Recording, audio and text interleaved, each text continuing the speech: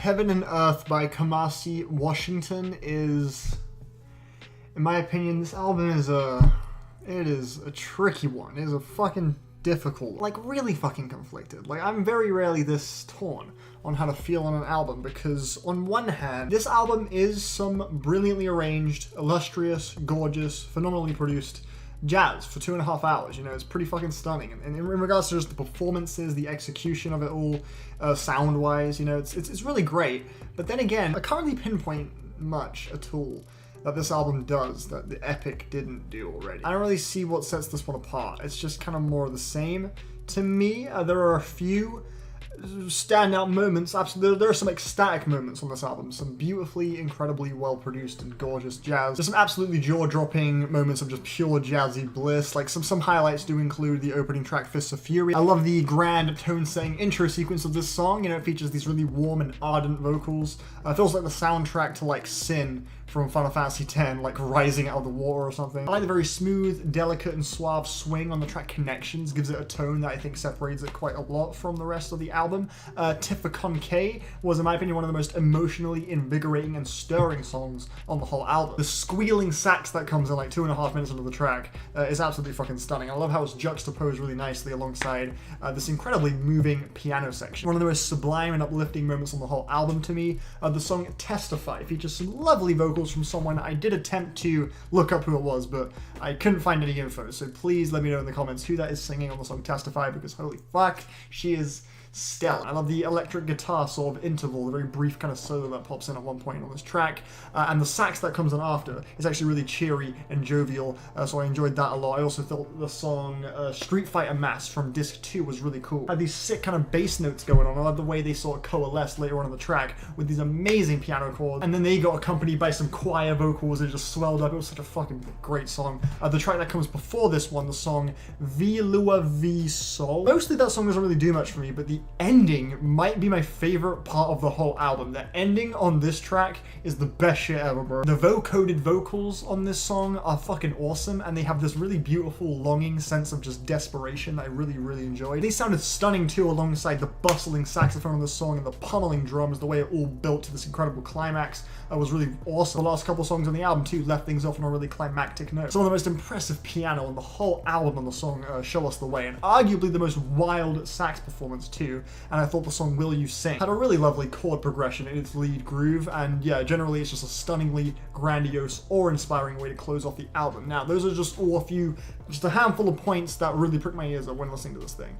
But generally, I came away impressed, but not satisfied. This album, ironically, despite it being so grand and filled to the brim with content and 2.5 hours of shit, it feels empty to me. Well, my experience does, at least. I feel like I didn't really experience anything all that creatively new for Kamasi. The structure of these songs are all incredibly predictable. If you're listening to a piano solo, bet cash that in a few minutes you're gonna hear a sax solo. And if you listen to a sax solo, the other way around. Like legit, it's just like a series of really long, drawn-out piano solos and sax solos. The songs here usually start by introducing like a bustling, jazzy beat, and then a really cool, grand like lead melody, and then a whole bunch of solos kind of play for like 7 minutes, and then we have this huge climax. Like, that's sort of the structure and the science of most of the songs here, and it gets a little bit dull after like 2 fucking hours. I think a lot of the solos here are unnecessarily long. Like this album, I really feel like the huge runtime isn't all that justified. It feels a bit forced, and that kind of feels weird to say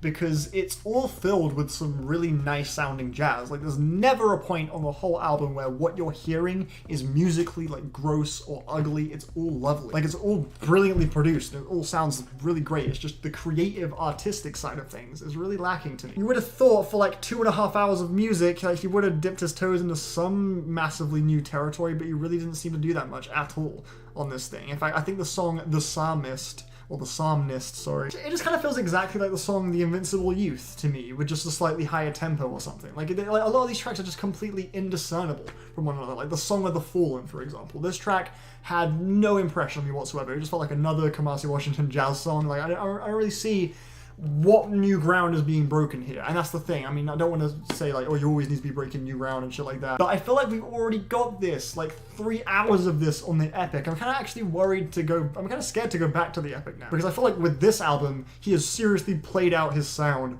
a lot. Like the sound palette on this thing is pretty cut and dry. You got your piano, you got electric piano, you got sax, you got your fucking choir vocals, the bustling drum beats on this thing all sound pretty identical. Generally, this album is just kind of see-through. It's just a bit transparent. It's just a little bit uncreative despite how musically stunning it all is. And it's kind of weird because that was sort of the beauty in his Harmony of Difference EP, was that it was showing us Kamasi Washington in a completely different context with more condensed song structures, showing that he could do both of those things. And I kind of wish he did that more a little bit, because the long, daunting, drawn-out lengths don't feel necessary. These solos, like halfway through a lot of these solos, I just kind of tap out. I'm just like, yeah, what I'm hearing is really impressive and dazzling and stunning, but like, it's not really leaving a mark or anything. That's not to say there aren't great solos on this thing. It's filled with great solos, some of which I really distinctly enjoyed, but generally it just kind of feels a bit uncreative. Like just musically, even though it's musically impressive in its execution, the ideas on display here I feel like were all on offer before with the Epic. I don't think it sets itself apart from that album at all. I think there is nothing